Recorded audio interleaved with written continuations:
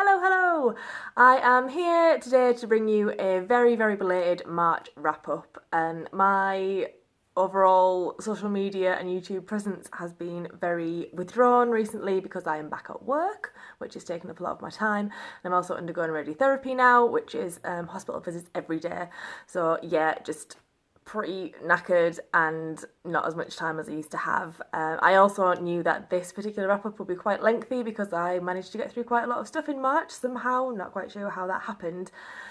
Because I didn't want this to go on and on and on, I'm going to split the videos because a lot of what I've been reading has been to do with the BookTube SFF Awards, so I'm going to split the stuff that I've been reading for that, which are these lovely books, and do them in a separate video, which I will link across the top when it is uploaded. And then the rest of the stuff I will talk about now. So the first book that I'm going to talk about, and the first thing I actually read in March, is The Red Queen by Isobelle Carmody. This is the finally, instalment of the Ober Newton Chronicles, which you might have heard me talk about before, but it's basically about a group of misfits. It's set in a dystopian future. Everyone has sort of like these mental abilities. This is the 7th book, I think. We've just been waiting for it for ages and I didn't really enjoy it. It was really long, an absolute stonker, about 1100 pages. There were lots of tangents that weren't necessary and character development was pretty much zero. Yeah, I'm not going to spend a lot of time talking about it because just bleh. I've spoken to some people on Goodreads about it that have been following the series too, like I have, and I think unless you've sort of read it all the way through, you won't know how long we've waited and how disappointed everybody was in it. But yeah, if you have read the series, then do comment below and we'll have a little chat/rant. Moving on from that, the second thing that I read in March was Downstation by Simon Morden, which I did speak about in one of my BookTube SFF Babbles videos for recommended fantasy because I really, really love this. Yeah, it is a fantasy book. It is about a group of people who are on the tube in London.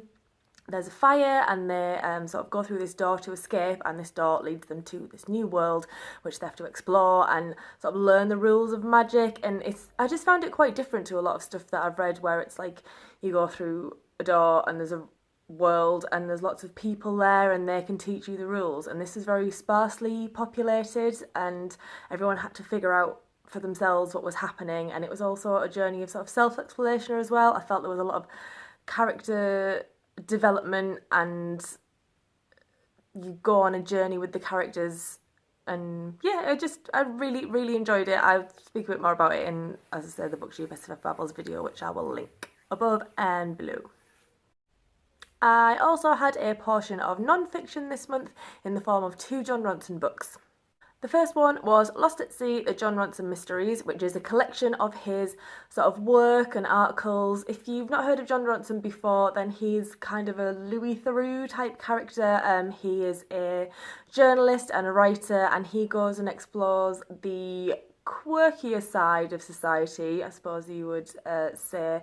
Well, I was going to say Extremists. The other book that I read is called Them, Adventures with Extremists, and he just goes and hangs out with these people. So for example, I can't remember any examples. In Them, he goes and hangs out with a lot of people who believe in this group of people who sort of secretly run the world, like a secret government, a lot of conspiracy theorists and things like that. And then in Lost at Sea, like I say, it's a big mishmash, and I quite enjoyed this because sometimes I don't enjoy Johnson's writing, or he chooses a particular subject matter that I'm not really very interested in.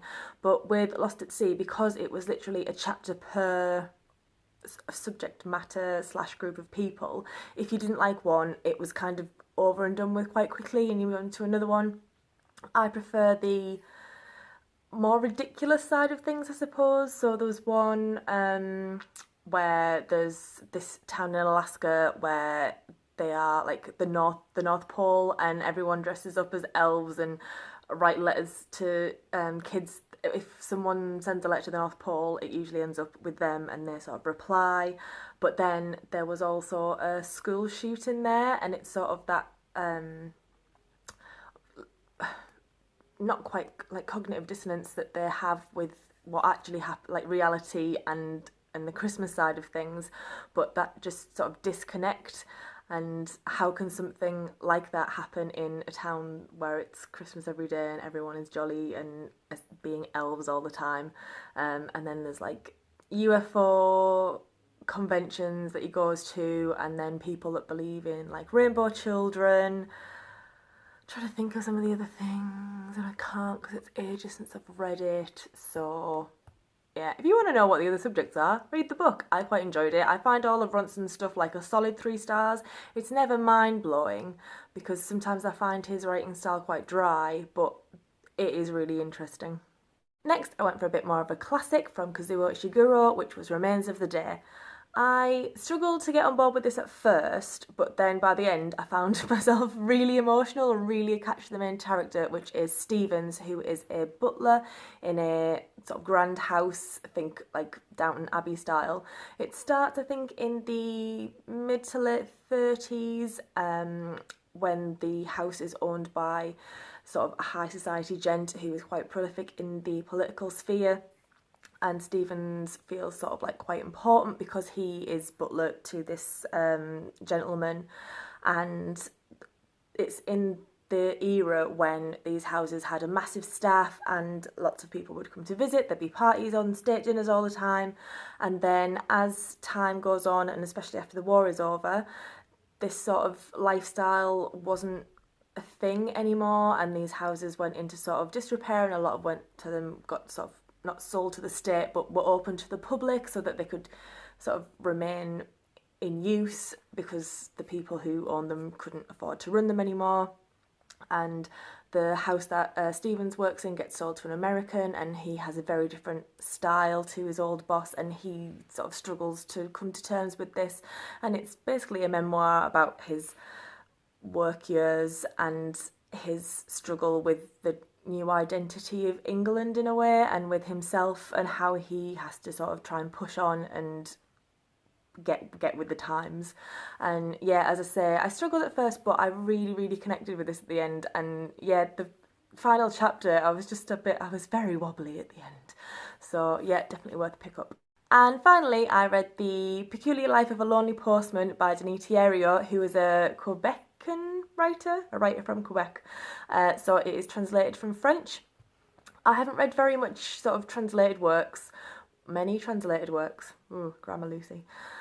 But I've enjoyed everything that I've read so far, and this is sort of no exception. I think that sometimes the flow of writing seems different when you're reading in translation than when you're reading when it was written in sort of your native tongue. However, I think that this particular work, it's focuses a lot on haiku. So basically, I'll tell you what it's about, and then it may make a bit more sense. It is about a postman who, when he sees a bit of mail that he thinks looks interesting, takes it home, steams it open, reads it, and then puts it back together and delivers it.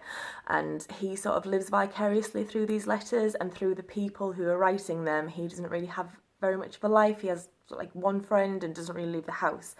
And then he becomes obsessed with this one woman who is communicating with a guy, and they write letters totally in haiku, and he totally fixates on this and just becomes really obsessed with it. And then he finds out that the guy has died, or well, he's involved in the death, not purposefully, but he's there when it happens. And so he takes on the persona and starts writing back to this woman, pretending to be the guy she was originally writing to. These aren't really spoilers. You find like it's on the blurb on the back of the book. So yeah. So quite a lot of the book, well, maybe like a third of the book is haiku, and about Bilodo, who is the main character, his exploration and discovery of haiku and what it is and how you can express yourself through it, and his obsession with it and how it totally consumes his life. And I just found it really like interesting. It was a bit odd at first, but the way it ended made everything else kind of make more sense, and it is quite a surreal piece, but in that way of when you become obsessed with something, it all is a bit surreal, I suppose. It's a really short book. I think it's like only just touching 200 pages, maybe just over 200 pages. So definitely give it a try, a really quick read, and especially because a lot of it is haiku, as I say, cuts down a lot on the actual reading. But yeah, it was just a little bit different to what I normally read, and I really enjoyed it. So if anyone has read it and has any opinions or anything else by Theriault, then do let me know down below. I'd love to hear it. I'm definitely going to pick up some other bits. I know he's done some other works, so yeah, going to be picking up something else by him. So there we go. They are all of the non-Booktube SFF Award related books that I read this month. Well, last month, because yeah, super late again, sorry guys. And I will try and get some more videos up as soon as possible. Let me know what you've been reading, although I've probably watched your videos already and hopefully commented on them. But yeah, let me know down below if any of this sounded interesting or you didn't like any of it, and I will see you next time. Ta-ta!